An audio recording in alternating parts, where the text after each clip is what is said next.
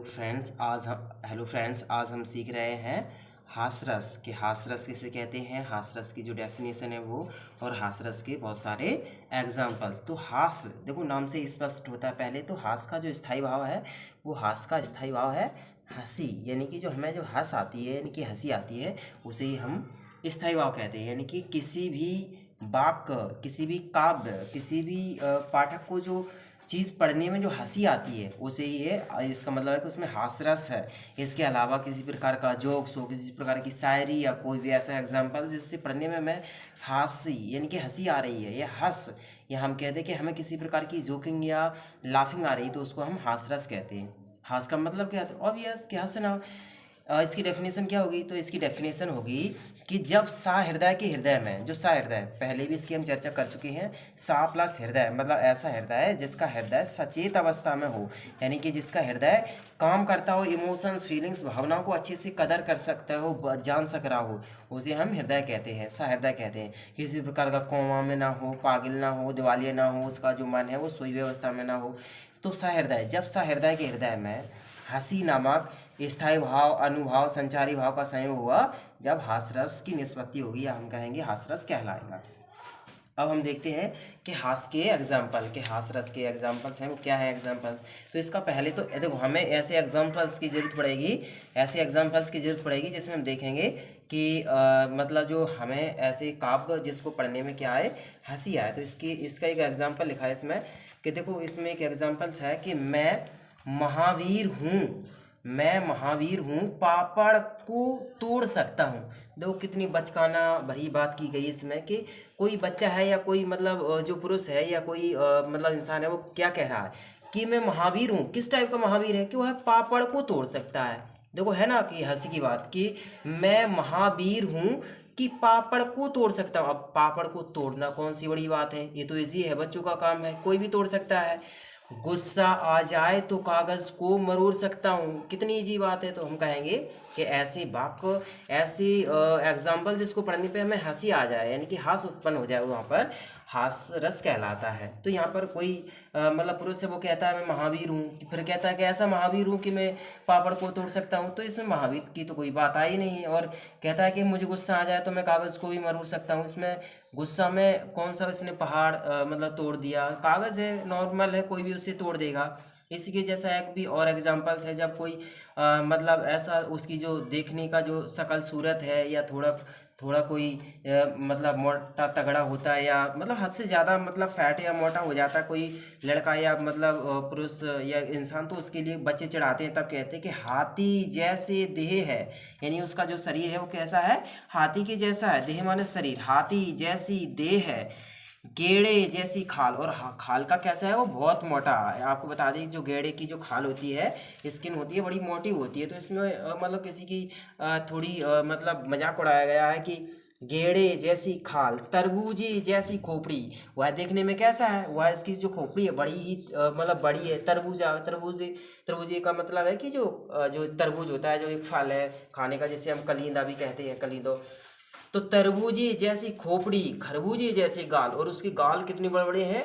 खरबूजे के जैसे। अर्थात कि देखो वह देखने में कितना मोटा तगड़ा होगा और चलता होगा तो उसके गाल हैं वो मटकते होंगे, या उसकी जो खोपड़ी है वो बड़ी बहुत बड़ी है और बहुत मतलब मोटा तगड़ा कोई है। तो उसकी एक बच्चों द्वारा हंसी करी गई या खिल्ली उड़ाई गई कि हाथी जैसी देह, उसकी शरीर तो देखो हाथियों के जैसा है, और जो उसकी जो खाल है वो कितनी मोटी तगड़ी है, कितनी चमड़ी उसकी कितनी मोटी है, गेड़े के जैसी। तरबूजे जैसी खोपड़ी, और उसकी जो खोपड़ी है वो कैसी है? तरबूजे जितनी बड़ी, वो खरबूजे जैसे, उसकी गाल ही तरबूजे के जितने, सॉरी खरबूजे के जैसे बड़े हैं। नेक्स्ट इसी की नेक्स्ट एग्जाम्पल है एक, इस दौड़ धूप में क्या रखा है? आराम करो, आराम करो, जिंदगी की कुंजी है, इसी ना तपेदिक होती है। तो इसमें आराम की बड़ी प्रशंसा की गई है, या मतलब इसमें बड़ाई करी गई कि इस दौड़ धूप में क्या रखा है। दौड़ धूप में मतलब धूप बड़ी, धूप धूप में मत निकला करो और आप तो केवल आराम करते रहो।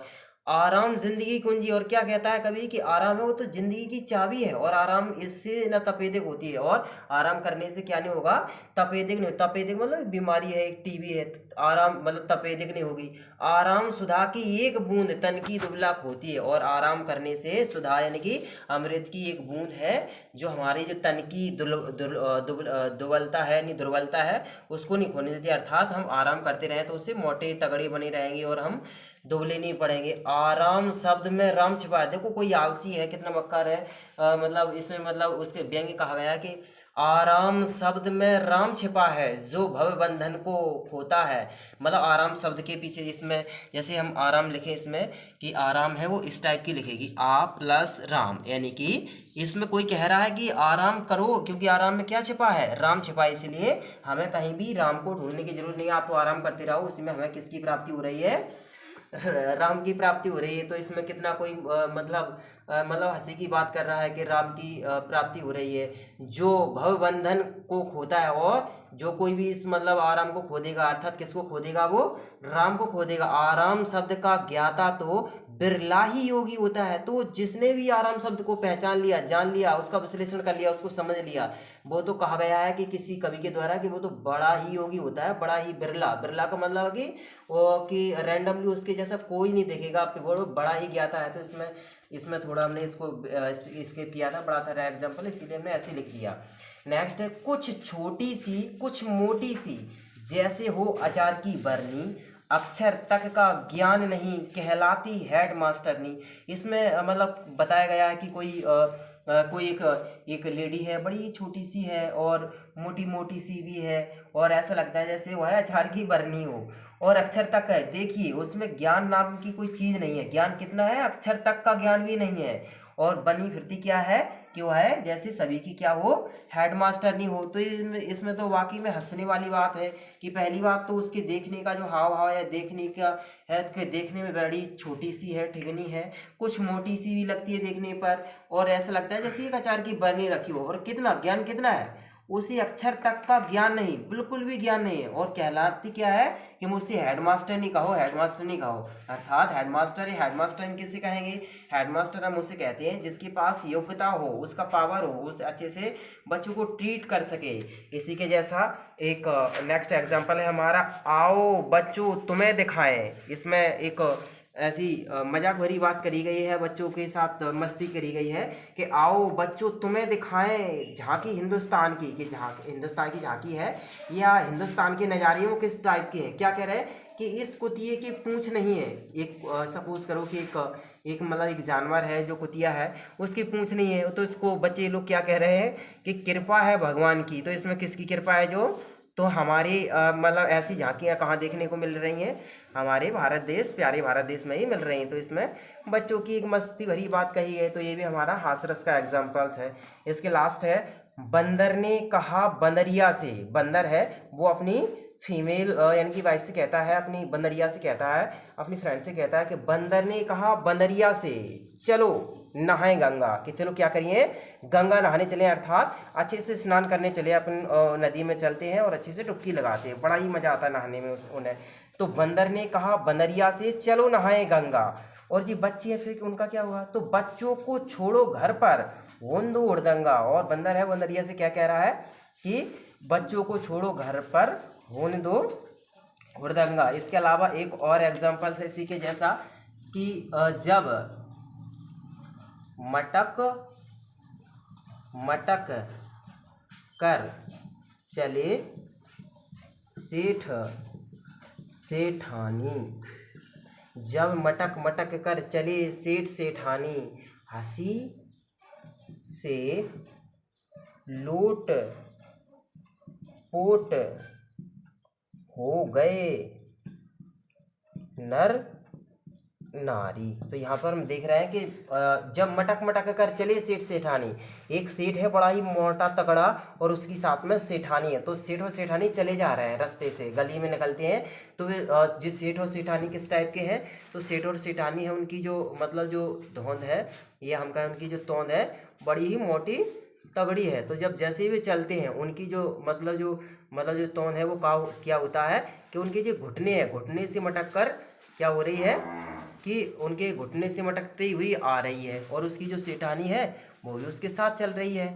तो जब मतलब मटक मटक कर सेठ और सेठानी चल रहे हैं तो जो देखने वाले नर और नारी हैं वो उनकी धौन को मटकता देखकर, उनकी तौन को मटकता देखकर ऐसी हंसी से ऐसे लोटपोट हो गए हैं कि हंसी के मारे उनके सभी हाव भाव खो गए और पूरी तरह से हंसी में या लाफिंग में डूब गए हैं। ठीक है, तो आज हमने देखा या हम आज एक क्विक रिवाइज करते हैं। इसमें हम देखते हैं कि दो चीज़ें इनको आपको दिखाएं कि इसमें एक होता है हमारा आश्रय और एक होता है विषय। इसमें आश्रय किससे कहते हैं?